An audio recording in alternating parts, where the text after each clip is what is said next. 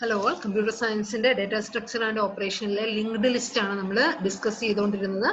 Linked list എന്ന് പറയുമ്പോൾ linked ലിസ്റ്റിൽ നമ്മൾ ഡാറ്റ സ്റ്റോർ ചെയ്യുന്നത് കമ്പ്യൂട്ടറിന്റെ കണ്ടിന്യൂസ് മെമ്മറി ലൊക്കേഷനിലായിട്ടല്ല, പകരം പല നോഡുകളായിട്ട് അവിടെ ഇവിടെയും ചിതറി കിടക്കുന്ന രീതിയിലാണ് ഈ ലിങ്ക്ഡ് ലിസ്റ്റ് കമ്പ്യൂട്ടറിന്റെ മെമ്മറിയിൽ ഫോം ചെയ്തു വരിക. അപ്പൊ ഡാറ്റ നമ്മൾ സ്റ്റോർ ചെയ്യുന്നത് ഓരോ നോഡിനുള്ളിലായിരിക്കും. അപ്പൊ ഒരു നോഡിന്റെ അകത്ത് ഡാറ്റ സ്റ്റോർ ചെയ്യാനുള്ള സ്പേസ് ഉണ്ടാവും, അടുത്ത നോഡിന്റെ അഡ്രസ്സ് സ്റ്റോർ ചെയ്യാനുള്ള ലൊക്കേഷൻ ഉണ്ടാവും.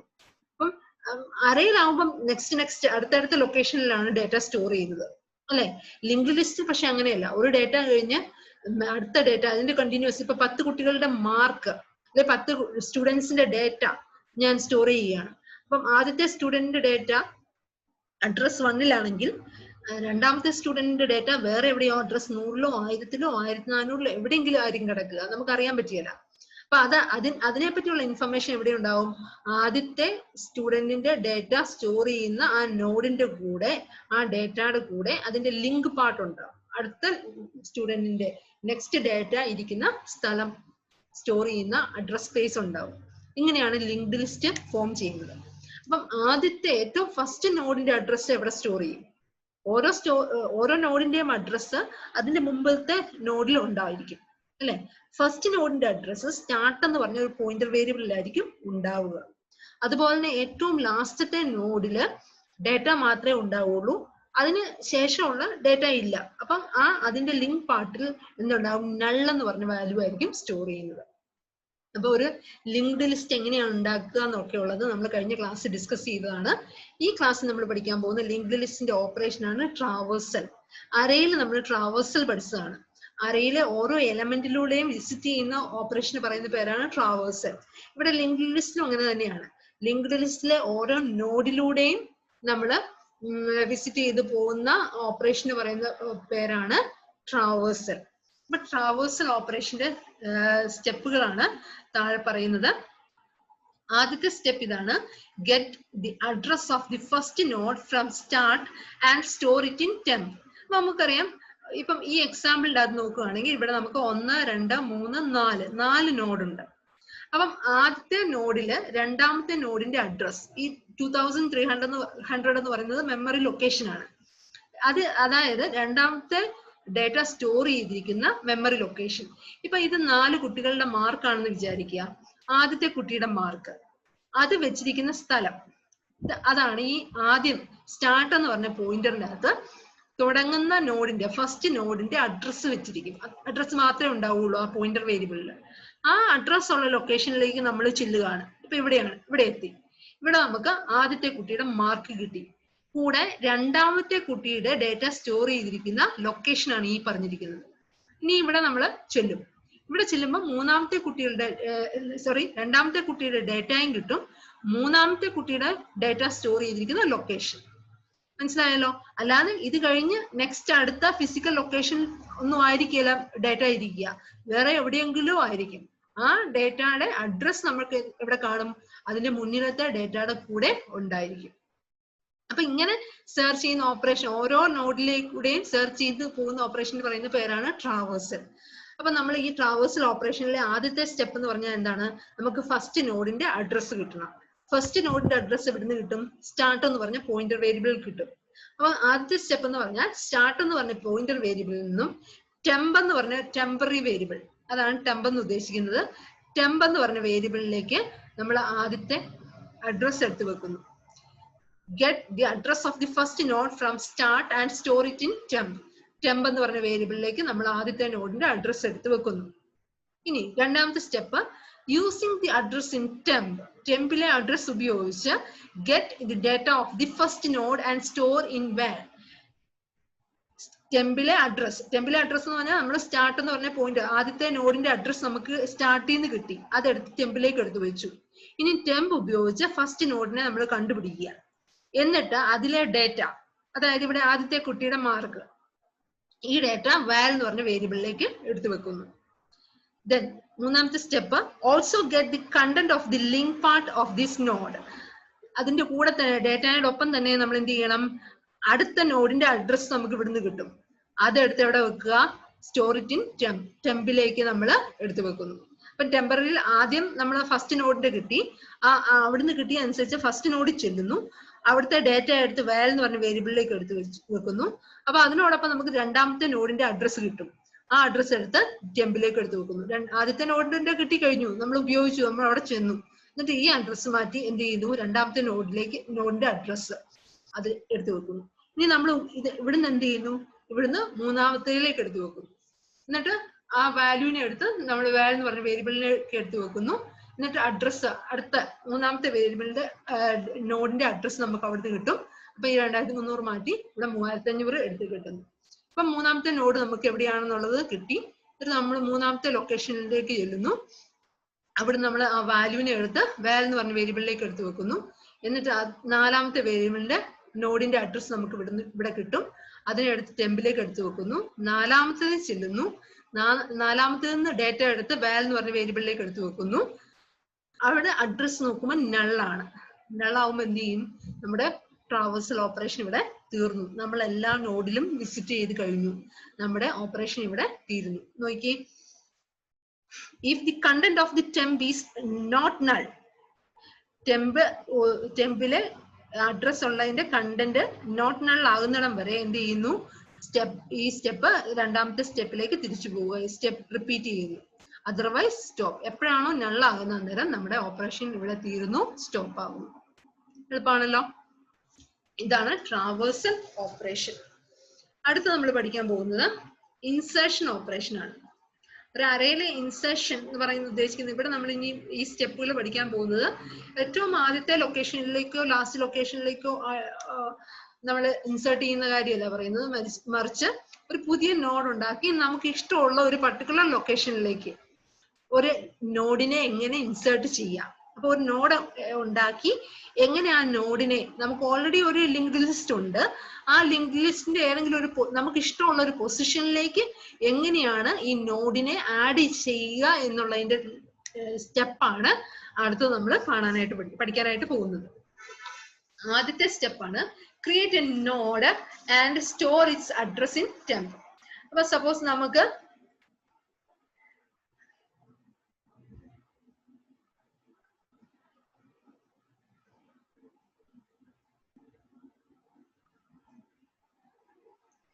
നമ്മുടെ ഒരു ലിങ്ക്ഡ് ലിസ്റ്റ് ആണ്. ഇങ്ങനെ ഒരു 1, 2, 3 നോഡുള്ള ഒരു ലിങ്ക്ഡ് ലിസ്റ്റ് നമുക്കുണ്ട്. ഈ ലിങ്ക്ഡ് ലിസ്റ്റിന്റെ ഒന്നാമത്തെ നോഡാണിത്, 2 ഇത്, 3 ഇത്. എനിക്ക് 2ന്റെയും 3ന്റെയും ഇടയ്ക്ക് മൂന്നാമത്തെ പൊസിഷനിലേക്ക് എനിക്കൊരു പുതിയ നോഡിനെ ആഡ് ചെയ്യണം, ഇൻസേർട്ട് ചെയ്യണം. അതിനുള്ള സ്റ്റെപ്പുകളാണ് കാണാൻ പോകുന്നത്. അപ്പൊ ഈ നോഡ് എന്താവും, 4ാമത്തെ നോഡാവും അല്ലെ. അതിനുവേണ്ടി ആദ്യം നമ്മൾ ചെയ്യേണ്ടത് എന്ന് പറഞ്ഞാൽ ഒരു നോഡ് ഉണ്ടാക്കുന്നു, എന്നിട്ട് അതിന്റെ അഡ്രസ്സ് എടുത്ത് ടെമ്പിലേക്ക് എടുത്ത് വെക്കുന്നു. അപ്പൊ ഞാൻ ഒരു പുതിയ നോഡ് ഉണ്ടാക്കുന്നു. ആ നോഡ് ഇരിക്കുന്ന ഒരു അഡ്രസ് ഉണ്ടല്ലോ, ആ അഡ്രസ്സ് ടെമ്പ് എന്ന് പറഞ്ഞ പോയിന്റർ വേരിയബിളിൽ സ്റ്റോർ ചെയ്യുന്നു. Store the data and link part of this node using temp. ഈ ടെമ്പ് ഉപയോഗിച്ച് നമ്മൾ ഈ ലൊക്കേഷനിൽ ചെന്നിട്ട് അതിൽ എന്താണോ സ്റ്റോർ ചെയ്യേണ്ടത്, എനിക്കിപ്പോ 3 കുട്ടികളുടെ മാർക്കുണ്ട്, 4ാമത് ഒരു കുട്ടിയുടെ മാർക്കും കൂടെയാണ് സ്റ്റോർ ചെയ്യാനുള്ളത്. അപ്പൊ ആ മാർക്ക് ഞാൻ ഇവിടെ പുതിയ നോഡിന്റെ അകത്ത് സ്റ്റോർ ചെയ്യുന്നു. ഇനി അതിന്റെ ലിങ്ക് പാർട്ട് എന്ന് പറഞ്ഞാൽ ഇതിന് ശേഷം വരുന്ന നോഡ് ഏതാണോ അതിന്റെ അഡ്രസ് ആണ് സ്റ്റോർ ചെയ്യേണ്ടത്. അപ്പം ഇനീഷ്യലി എനിക്കിപ്പോ ഒന്നും അറിയത്തില്ല, അതുകൊണ്ട് ഞാൻ നള്ളെന്ന് പറഞ്ഞ് എംറ്റി ആക്കി നള്ളാക്കി അതിനെ വെക്കുന്നു. അപ്പൊ ആദ്യം ഒരു നോഡ് ഉണ്ടാക്കുന്നു, എന്നിട്ട് ടെമ്പിലേക്ക് അതിന്റെ അഡ്രസ്സിനെ വെക്കുന്നു. ആ അഡ്രസ് ഉപയോഗിച്ച് ആ നോഡിൽ ചെന്ന് പുതിയ ഡേറ്റ ലിങ്ക് പാർട്ട് നമ്മൾ ഫില്ല് ചെയ്യുന്നു. ഇനി അടുത്താണ് ശ്രദ്ധിക്കേണ്ടത്, obtain the address of the node at position pos -1 and pos in the pointer pre-node and post-node respectively.